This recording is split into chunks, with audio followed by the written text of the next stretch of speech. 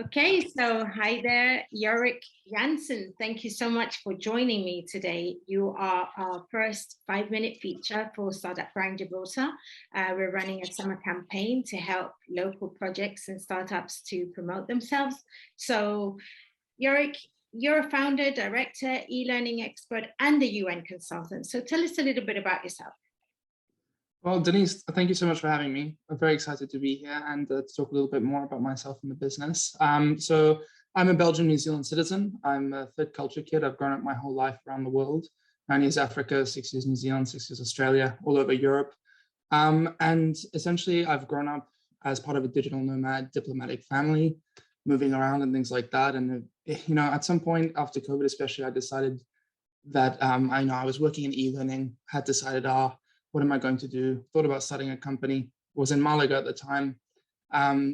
Spain was not a great option for starting a company. So I decided after a conversation with a friend to then set it up in Gibraltar, and it's turned out to be the better decision. So in a nutshell, that's basically who I am and what I'm about.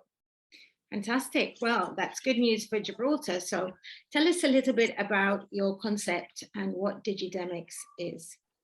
Absolutely. So we're an e-learning service. We deal with instructional design and e-learning development. Essentially, that's taking pre-existing training materials or training materials that have existed in an organization for a long time and then upgrading it. So we're taking that and then using modern animation platforms and a modern way of approaching education and training for adults and anyone, human beings really, and taking it from that industrialized classroom system into a online e-learning that's accessible for everyone, that's interactive, and then that lets people actually practice the stuff that they're going to be doing on the job in a safe digital space. And then that saves on training costs on colleagues and managers spending time on training. It's a much more comprehensive, and it also helps us kind of standardize training across. There's no distinctions and differences depending on different kind of trainers. So it's really a whole education revolution and updating of how we do the training and development process is what I would say. Okay, so there has been a huge trend on continued learning and obviously online learning since the pandemic, because people found they had a lot of extra time on their hands where they had to sit in front of a computer. Have you seen that this has been having a direct impact on what you do? Absolutely. It's the reason why I started the business in the first place, because with COVID, of course, you no longer were able to attend classrooms to be able to go and get that training directly. It started to happen online. This has been happening for a few years now, but we were only expecting it to really kick off in the next decade or so as VR and AR technology started to become more feasible and in the household and in schools and things like that. But with the COVID-19 pandemic accelerating everything, there was suddenly a demand for e-learning, for online forms of learning that had not been there before. And there was simply not enough instructional designers and e-learning developers available to develop those trainings. So suddenly there's a massive opportunity for me to take my skills and then create a business that then targets specifically that particular audience of business owners who are like, oh, what do? We have to suddenly deal with remote workers, which no one was expecting to do. And so yeah, it's been the whole thing. Okay, so talking a little bit about your target companies or target businesses, would you say, what industries would you say that could most benefit from Digidemics? And then is there anything else that you can complement with the services? For example, teaching platforms for younger kids and things like that? Absolutely. So the beauty of education is that it's applicable in any field. So what my job has been is primarily the development sector. So I'm a UN consultant with UN migration. So I also primarily deal with, developing case management for migrants and things like that. But then on the same hand, working in gambling and safer gambling.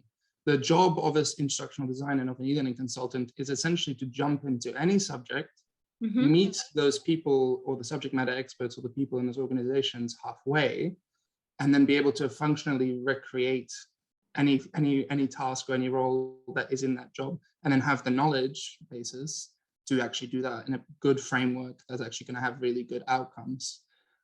So what was the other part of your question? So what other industries, or what are your main target industries for the services Digidemics provide? Yeah, so that again, it's so broad that we can really target anything. Specifically for me, it's in adult training. So really, we're working with companies and nonprofit organizations and things like that. But there is definitely applicability in schools, because it's a fundamental misconception that we separate how children learn versus how adults learn. Andragogy and pedagogy, it's in fact quite similar. And now with, of course, with the video game industry being what it is, we've discovered that, and it's been a long dream of many of my colleagues and many in the e-learning industry, to see the video game industry and our industry intersect in a way. It's just not been profitable or reasonable to do until now, because it would require a massive amount of investment.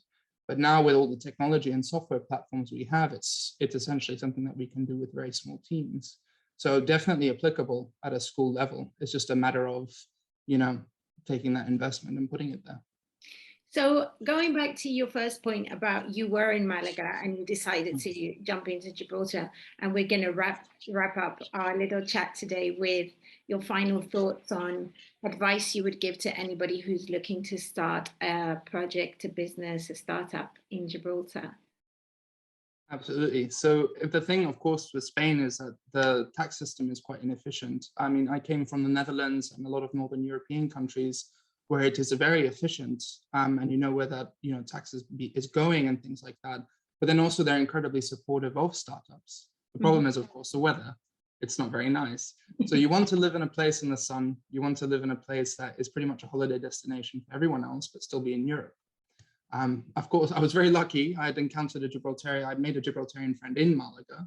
I would not have considered Gibraltar otherwise. But he put me on to the tax situation, the benefits of, living in Gibraltar as an EU citizen while still having then access to EU markets and, Spain itself, and things like that. So it's also, for me, it was if you really coming to Gibraltar, it's about giving the best chance of success for your startup, because you're creating the conditions wherein the majority of your cash flow and your profit actually stays in the business. And then you can actually, put that where it needs to go. Whereas in, Spain and perhaps in other countries, its majority of that goes to tax, and that slows down the rate at which you can actually scale and grow the business. So in a year, it's just been ridiculous in terms of growth. And then also, we won an innovation award. It's just been, I think Gibraltar really created those conditions. I'm very, very pleased to have established it here. Well, I'm glad to end on that positive note. Congratulations on winning the GFSB Innovation Award this year also. And just welcome to Gibraltar and welcome to the Startup Grind Network. We look forward to seeing you in September when we start our in-person events again. And yeah, hopefully you will just grow and grow, and we're here to support you. Brilliant. Thank you so much, Denise. Really looking forward to it.